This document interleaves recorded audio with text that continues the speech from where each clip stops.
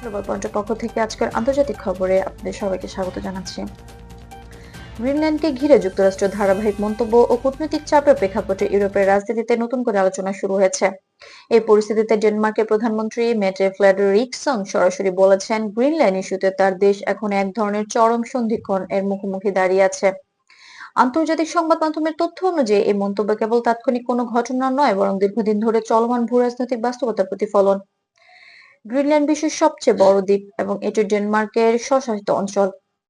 অঞ্চলটির আর্কটিক এলাকায় অবস্থিত হওয়ায় এর ভৌগোলিক অবস্থান, প্রাকৃতিক সম্পদের সম্ভাবনা এবং ভবিষ্যৎ বাণিজ্য পথ নিয়ে আন্তর্জাতিক আগ্রহ দিন দিন বাড়ছে। জলবায়ু পরিবর্তনের প্রভাবে আর্কটিক অঞ্চলে নতুন সুযোগ সৃষ্টি হওয়ার গ্রিনল্যান্ড এখন শুধু একটি স্বশাসিত দ্বীপ নয়, বরং বৈশ্বিক আলোচনার গুরুত্বপূর্ণ অংশ হয়ে উঠেছে। ডোনাল্ড ট্রাম্প তার প্রেসিডেন্সির সময় 2019 সালে প্রথমবার প্রকাশ্যে গ্রিনল্যান্ড কেনার আগ্রহের কথা বলেন। সে সময় ডেনমার্ক ও গ্রিনল্যান্ড কর্তৃপক্ষ স্পষ্টভাবে জানায়, গ্রিনল্যান্ডে কোনোভাবেই বিক্রির বিষয় নয়।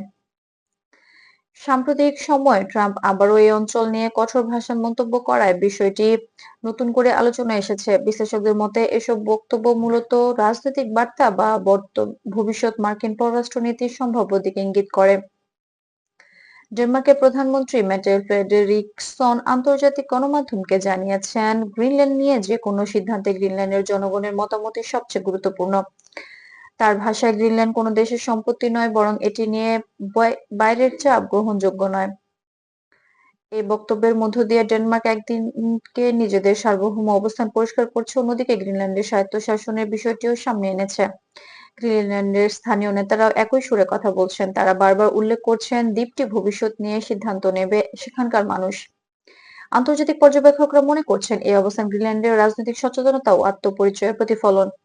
যুক্তরাষ্ট্রের বাস্তব আগ্রহের দিকটি খেয়াল করলে বোঝা যায়, দেশটি ইতিমধ্যে গ্রিনল্যান্ড নিরাপত্তা ও গবেষণা সহযোগিতা বজায় রেখেছে।